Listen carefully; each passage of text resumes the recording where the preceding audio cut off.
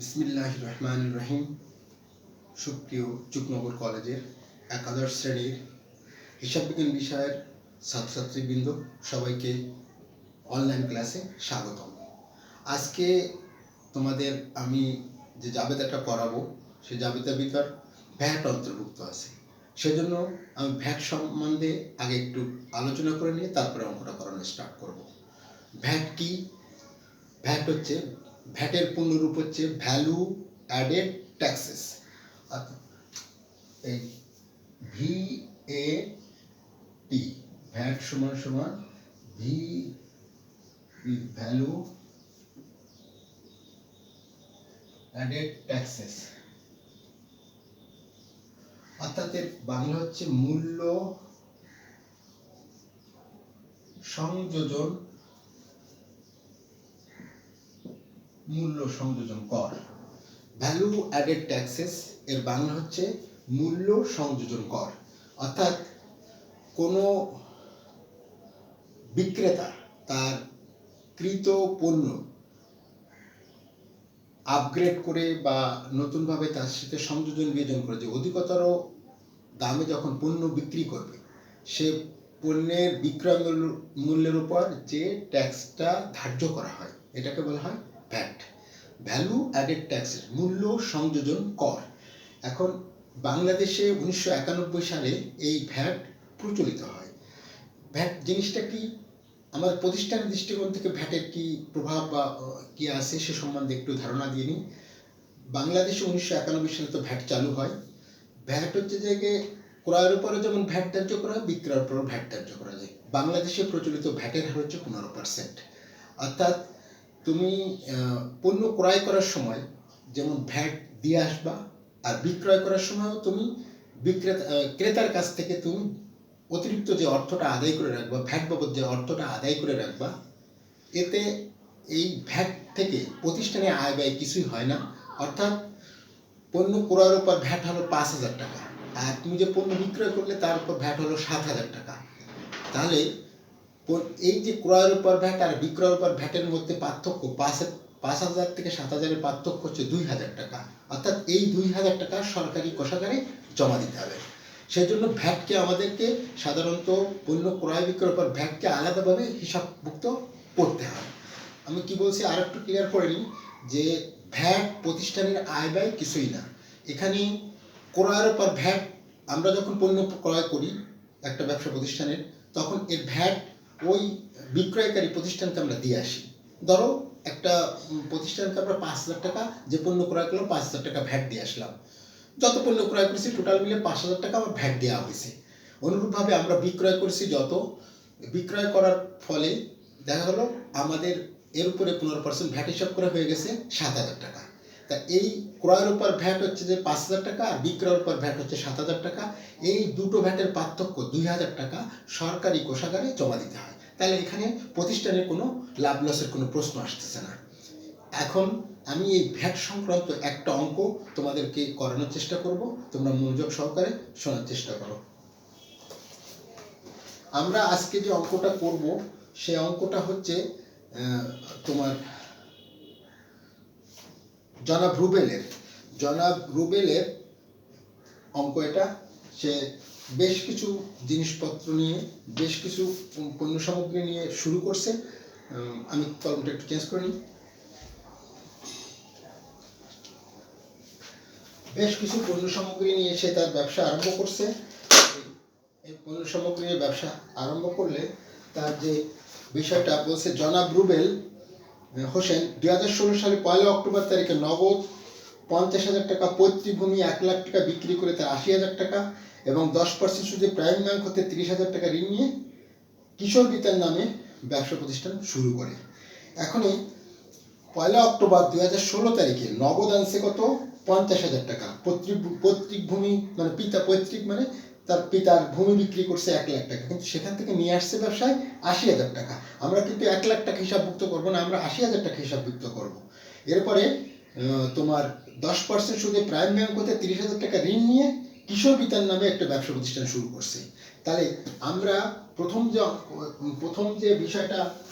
যেটা করব সেটা হচ্ছে এই যে প্রথম যে জাবেদাটা, প্রথম সে নগদ কিছু আনছে বিদায়, এই জাবেদার একটু নগদান হিসাব একটা, তারপরে আসছে হচ্ছে জায়গায় নগদান হিসাব,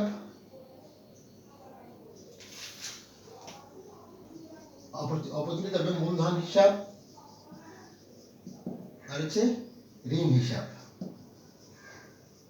আচ্ছা, এবার তোমাকে বোঝাই যে নগদ টাকা আছে 50,000 টাকা, আর পৈতৃক ভূমি বিক্রি করে আনছে 80,000 টাকা, 50 আর 80 8 5 13 1,30,000 টাকা, এবং প্রাইম ব্যাংক থেকে ঋণ নিচ্ছে হচ্ছে 30,000 টাকা।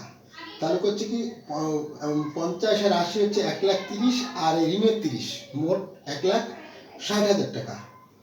1,60,000 টাকা সে নগদ তার আসতেছে। এটা এই সবকটার যোগফল 1,60,000 টাকা হচ্ছে এই নগদে যাবে।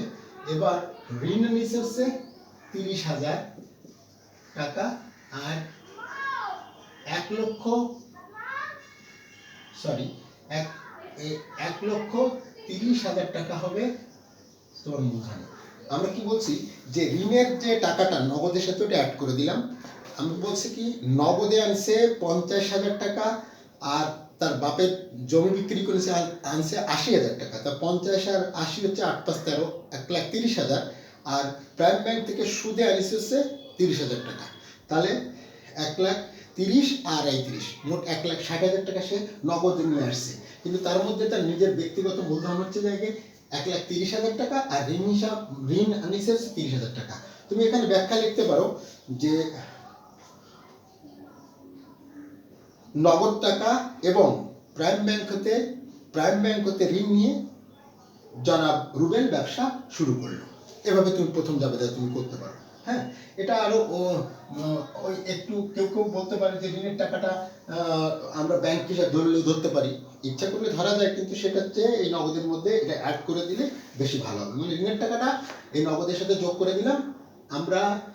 ও নগদ আনিছে 1,50,000 আর 50 আর 80,000, 1,30,000, আর ঋণের টাকাটা যোগ করে দিলে 1,60,000 টাকা আসছে ব্যবসায়। এর মধ্যে তার নিজের মূলধন হচ্ছে 1,30,000 টাকা, ঋণ নিচ্ছে হচ্ছে 30,000 টাকা। এটা আমি এই প্রথম জাবেদাটা। এরপরে অক্টোবরের 2 তারিখে একটা লেনদেন আছে, এটা হচ্ছে অক্টোবর, এটা হচ্ছে 1 তারিখ। অক্টোবর, এটা হচ্ছে 2 তারিখ। 2 তারিখে একটা লেনদেন আছে, কি বলছে যে 15% ভ্যাট সহ পণ্য ক্রয়, 15% ভ্যাট সহ পণ্য ক্রয়, ভ্যাট সহ পণ্য ক্রয়, এটা হচ্ছে জায়গায় টাকা আছে 30,000 টাকা। তা এই যে 30,000 টাকা আমি একটু লিখি, 30,000 টাকা আমাদের এর মধ্যে কিন্তু ভ্যাট অন্তর্ভুক্ত আছে, ভ্যাট অন্তর্ভুক্ত আছে। আমরা এটা বের করার সময় একটু ধরে নিতে হবে, ধরি ক্রয় 100 টাকা, ভ্যাট হচ্ছে 15, তাহলে ভ্যাট সহ ক্রয় হবে কত, ভ্যাট সহ হচ্ছে 115। তার মানে আমাদেরকে এই যে ওই 15% ভ্যাট সহ ক্রয় 30,000 টাকা যেটা লেখা আছে, তা এটার উপরে আমাদের 15% আগে 15% মানে এই যে টাকাটা আছে 30,000, তাকে 115 দিয়ে ভাগ করতে হবে। আর তোমার যদি 15 দিয়ে গুণ করা হয় তাহলে ভ্যাট পাওয়া যাবে, আর 100 দিয়ে গুণ করলে তোমার ক্রয় পাওয়া যাবে। তাহলে আমরা এই জাবেদা আমরা এভাবে করতে পারি, ক্রয় সবসময় ডেবিট হয়, তাহলে ক্রয় হিসাব, ভ্যাট হিসাব বা ভ্যাট চলতি হিসাব লিখতে পারো, ভ্যাট হিসাব বা ভ্যাট চলতি হিসাব ডেবিট। আর যেহেতু এই যে টাকাটা ভ্যাট সহ পণ্য ক্রয়, কার কাছ থেকে ক্রয় করেছে বা কোনো ব্যক্তি বা প্রতিষ্ঠানের নাম উল্লেখ নেই, তারপরে নগদ কথাও উল্লেখ নেই, কোনো কিছু নেই, ব্যক্তি বা প্রতিষ্ঠানের নাম উল্লেখ করা থাকলে এটা ধরে নিতে হবে একটা ধারে ক্রয়, কিন্তু এটা ধারে ক্রয় না, যেহেতু হিসাব বিজ্ঞান না কলাও বটে, এটা আমাদেরকে ধরে নিতে হবে যেটা নগদে ক্রয় করা হয়েছে। তাহলে নগদান হিসাব ক্রেডিট, নগদান হিসাব সে করছে কত 30,000 টাকা। এই 30,000 টাকাকে আমরা 115 দিয়ে ভাগ আর 15 দিয়ে গুণ করলে যে টাকাটা হবে সেটা হবে 3,913 টাকা হবে, 3,913 টাকা। আর এটা থেকে বিয়োগ করলে বাকি যে টাকাটা থাকে 26,087 টাকা। এটা হচ্ছে অরিজিনালি আমরা ক্রয় করেছি 26,087 টাকার, আর তার উপরে ভ্যাট দিছে 3,913 টাকার, আর টোটাল মিলে আমরা টাকাটা পরিশোধ করছি 30,000 টাকার। অর্থাৎ ভ্যাট সহ পণ্য ক্রয় জাবেদা কি ভ্যাট সহ, যদি এমনি বলতো যে এর উপরে 15% ভ্যাট কাটতে হবে, সেটা 30,000-এর উপরে 15% কাটতাম।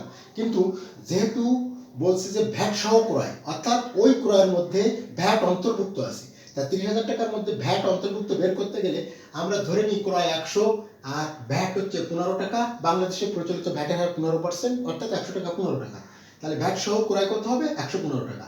তাহলে এই 30,000 টাকাকে 115 দিয়ে ভাগ করে 15 দিয়ে গুণ করলে হবে যে ভ্যাট, আর 100 দিয়ে গুণ করলে হবে ক্রয়, অথবা এটার থেকে এটা বিয়োগ করে দিলে যা হবে সেটা হচ্ছে যে ক্রয়। তাহলে নিশ্চয় তোমরা বুঝতে পারছো যে ভ্যাট সহ ক্রয়ের, তোমরা ভ্যাট হিসাব না লিখে এখানে ভ্যাট চলতি হিসাব লিখবা, কারণ যেহেতু ভ্যাট চলতি হিসাব, ভ্যাট চলতি হিসাব আমাদের লেখার একটু এদিক ওদিক আছে, বুঝে নেওয়ার চেষ্টা করো। তাহলে আমাদের কি বলছে, 15% ভ্যাট সহ পণ্য ক্রয়ের জাবেদার আমরা কি করলাম, ক্রয় হিসাব ডেবিট, ভ্যাট চলতি হিসাব ডেবিট, আর নগদান হিসাব ক্রেডিট। এরপরের জাবেদার অক্টোবর 3 তারিখে যে জাবেদাটা আছে সেটা একটু আমরা একটু মুছে ফেলি।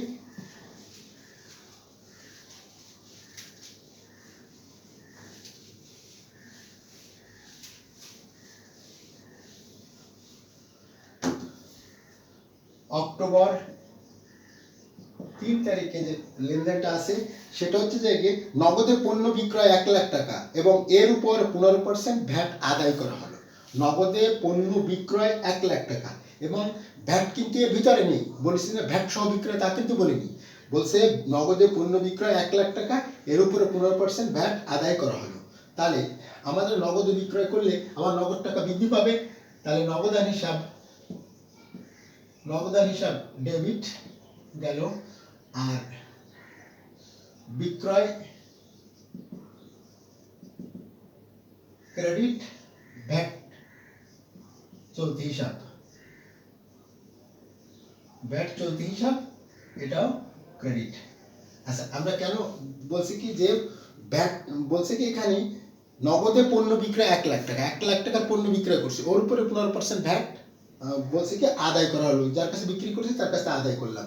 তাহলে আমাদের বিক্রয় কত, বিক্রয় হচ্ছে 1 লক্ষ টাকা, নিচের সাইডে আগে করে দিতে হবে। এরপরে 15% ভ্যাট আসে 15,000 টাকা। তাহলে এবার নগদ আমরা তাহলে তার কাছে আদায় করে রাখলাম কত, 1,15,000 টাকা। এটা তুমি আগের বার যেমন ভ্যাট সহ ক্রয় বলেছিলে, এবার এটা সেই ভ্যাট সহ ক্রয়, ভ্যাট সহ বিক্রয়। এই ভ্যাট সহ বিক্রয়ের যদি তুমি আবার যে এর ভিতর থেকে 15% দিয়ে কিভাবে ভ্যাটটা হয়, তুমি এই 115 দিয়ে ভাগ করো, আর 100 দিয়ে গুণ করো, এটা হবে। আর 115 দিয়ে ভাগ করে 15 দিয়ে গুণ করলে এটা হবে। এখন আমরা বলছি যে ভ্যাট সহ থাকলে একটু বের করতে একটু ঝামেলা হয়, আর এমনি স্বাভাবিক অবস্থায় থাকলে কোনো সমস্যা নেই। তাহলে আমরা এই নগদ বিক্রয় জাবেদারে কি করলাম, নগদের হিসাব ডেবিট, বিক্রয় হিসাব ক্রেডিট, আর ভ্যাট চলতি হিসাব ক্রেডিট। তা আমাদের বিক্রয় তো করেছি 1 লাখ টাকা, এর উপরে 15% ভ্যাট, 15% কাটলে 1 লাখ টাকা 15% কাটলে 15,000 টাকা হয়। সেই তাহলে টোটাল আমরা তার কাছে টাকা আদায় করে রাখতে চেয়েছি 1,15,000 টাকা। তারপরে বলছে কি 5 তারিখে, অক্টোবর 5 তারিখে বলছে কি যে মনিহারি ক্রয় 5,000 টাকা, ভ্যাট প্রদান 15%। তা এখন মনিহারি যে ক্রয় করছি আমরা, এই মনিহারিটা হচ্ছে যে একটা, এটা পণ্য ক্রয় বিক্রয়ের সাথে যে ভ্যাট অন্তর্ভুক্ত থাকে বা ওই জায়গায় ভ্যাট আলাদা করে দেখাতে হয়, মনিহারি ক্রয়ের ভ্যাট মনিহারির সাথে যোগ করে দিয়ে মনিহারি একটা খরচ জাবেদা হবে মনিহারি হিসাব ডেবিট, আর তোমার নগদান হিসাব ক্রেডিট, এখন বলছে কি যে মনিহারি ক্রয় 5,000 টাকা, ভ্যাট প্রদান 15%। তাহলে 5,000 টাকার 15% হলে কত আসে, 5,000 গুণ 15%, এটা করলে হচ্ছে 10% 500, আর অর্ধেক সমান 750 টাকা, 750 টাকা আসে। তাহলে আমরা তাহলে মনিহারি এখানে দেখাচ্ছে যে 5,000 টাকার মনিহারি ক্রয় করেছি এবং ভ্যাট প্রদান করেছি 15%। ধরে নিতে হবে যে ভ্যাট এই ক্রয়ের বাইরে, বাইরে ধরে নিয়ে আমরা করব, তাহলে এর আমাদের জাবেদা হবে 5,750 টাকা নগদে আমরা মণিহারি ক্রয় করছি, 5,750 টাকা। আমি তোমাদেরকে যে বিষয় আর একটু ক্লিয়ার করি, যে ক্রয় বিক্রয়ের সাথে যে ভ্যাট আছে সেই ভ্যাটটা শুধু আলাদা করে দেখাতে হবে। অন্যান্য ক্ষেত্রে সাধারণত ভ্যাটটা ওই মূল্যের মধ্যে অন্তর্ভুক্ত হয়ে যাবে, আলাদা করে দেখাতে হয় না। কারণ ক্রয় বিক্রয়ের ভ্যাটটাই সরকারি কোষাগারে বা সরকারকে আমাদেরকে প্রদান করতে হয় ভ্যাট হিসেবে, সেজন্য ওর হিসাবটা রাখতে হয়। এখানে মণিহারি ক্রয় করছি, এর উপরে যে ভ্যাটটা আছে এই ভ্যাটটা নিয়ে আমাদের এত টেনশন করার বিষয় না, কারণ এই ভ্যাটটা তো আমাদের সাথে সাথে নগদ প্রদান করে দিতে হচ্ছে। এজন্য শুধুমাত্র পণ্য ক্রয় বিক্রয়ের উপর যে ভ্যাট আছে সেই ভ্যাটটাই আমাদের আলাদা করে বের করতে হবে। এরপর বলছে 8 তারিখে আসবাবপত্র ক্রয় 40,000 টাকা, ভ্যাট প্রদান 6,000 টাকা। এখন আবার আর একটা জিনিস তোমাদেরকে বলি, অক্টোবরের 8 তারিখে যে জিনিসটা বলছে, 8 তারিখে যে বিষয়টা বলছে যে আসবাবপত্র ক্রয় 40,000 টাকা, ভ্যাট প্রদান 6,000 টাকা। আসবাবপত্র হচ্ছে স্থায়ী সম্পত্তি, স্থায়ী সম্পত্তি ক্রয় করলে স্থায়ী সম্পত্তির নাম হয়, তার নাম হচ্ছে আসবাবপত্র হিসাব, আর হবে নগদান হিসাব। তুমি বলতে পারো স্যার এই তো নগদের কথা তো এখানে উল্লেখ নাই।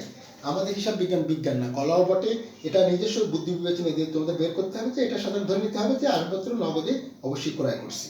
তাহলে এখানে 40,000 টাকা দিয়ে আসবাবপত্র ক্রয় করছি আর ভ্যাট প্রদান করছি আমার কত, 6,000 টাকা।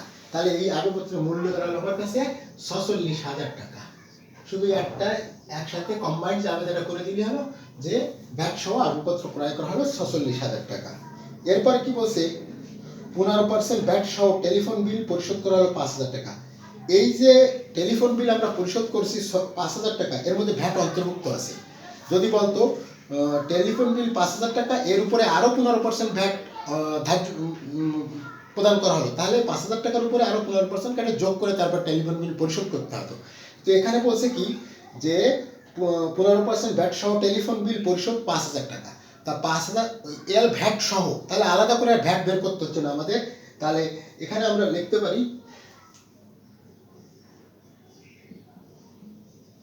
টেলিফোন খরচ ডেবিট আর নগদান ক্রেডিট, টোটালি ওই 5,000 টাকাই লিপিবদ্ধ করতে হবে, কারণ এখানে ভ্যাট এর মধ্যে অন্তর্ভুক্ত আছে। এখানে বলে দিছে 15% ভ্যাট সহ টেলিফোন বিল পরিশোধ করা হলো 5,000 টাকা। এবার আমি পরপর বলে যাচ্ছি, রাহাতের নিকট হতে 10,000 টাকা পাওয়া গেল, এর প্রেক্ষিতে 500 টাকা বাট্টা মঞ্জুর করা হলো। রাহাতের নিকট থেকে 10,000 টাকা পাওয়া গেল এবং প্রেক্ষিতে 500 টাকা বাট্টা মঞ্জুর করা হলো। এখন এখানে প্রশ্ন ওঠে যে 10,000 টাকা যেটা পাওয়া গেছে এটা তো নগদ পাওয়া গেছে, আরো 500 টাকা বাট্টা মঞ্জুর করে দেখা গেল তার কাছে 10,500 টাকা পাতাম বা 10,500 টাকা পাতাম, 10,000 টাকা দিয়ে শোধ বাদ দিয়ে গেছে। এজন্য আমাদেরকে এই জাবেদাটা করতে হবে। আমি একটু এটা লিখতে চাইছিলাম না, তা না লিখলে বুঝতে পারবো না। যেহেতু তার কাছ থেকে আমরা টাকা পাই, সবসময় আমরা টাকা পাই হচ্ছে প্রাপ্য হিসাবের কাছ থেকে, রাহাত এখানে হচ্ছে প্রাপ্য হিসাব। তাই টাকাটা পাইছি, নগদে পাওয়া গেল। নগদান হিসাব পাইছে হচ্ছে তোমার 10,000 টাকা। কত রাহাতের কাছে পাওয়া 10,000 টাকা। আর এখানে বাট্টা হিসাব হচ্ছে 500 টাকা। আর ক্রেডিট লিখতে হবে প্রাপ্য হিসাব, ব্র্যাকেটে রাখা লিখে দিতে পারো 10,500 টাকা। মানে রাহাতের পরিশোধ হয়েছে 10,500 টাকা, কিন্তু আমরা পাইছি হচ্ছে 10,000 টাকা। এইভাবে তোমার এই জাবেদা করতে হবে। ব্যাখ্যা লিখতে হবে যে রাহাতের কাছ থেকে 10,500 টাকা বাট্টা পাওয়া, 10,500 টাকা পাওয়া গেল এবং 500 টাকা বাট্টা মঞ্জুর করা হলো, তাও লিখতে পারো। বা যেভাবে লেখো 500 টাকা বাট্টা এর মধ্যে আছে, নগদ পাইছি আমরা 10,000 টাকা। সরকারি কোষাগার বা ট্রেজারিতে ভ্যাট প্রদান করা হলো। আমরা একটু আগে প্রত্যেক জায়গায় ক্রয়ের সময় ভ্যাট চলতি হিসাব লিখে আসছিলাম, বিক্রয়ের সময় ভ্যাট চলতি হিসাব লিখে আসছিলাম। সাধারণত এই দুই ভ্যাটের পার্থক্য হচ্ছে 2,000 টাকা, সরকার পাবে ওই টাকা। তাহলে এর জন্য জাবেদা করতে হয়, টাকাটা তো চলে যাচ্ছে আমাদের লিখতে হবে ভ্যাট চলতি হিসাব ডেবিট আর নগদান হিসাব ক্রেডিট। টাকা হচ্ছে 2,000, উল্লেখ করে দিছে যে টাকা 2,000 টাকা আমাদের প্রদান করা হলো, ভ্যাট চলতি হিসাবে প্রদান, সরকারি কোষাগার বা ট্রেজারিতে ভ্যাট প্রদান করা হলো 2000 টাকা। এটা আমাদের লিখতে হবে কি, ভ্যাট চলতি হিসাব ডেবিট আর নগদান হিসাব ক্রেডিট। আচ্ছা, কৃত যন্ত্রপাতির জন্য পরিবহন খরচ 1000 টাকা প্রদান। এখন আমরা যন্ত্রপাতি ক্রয়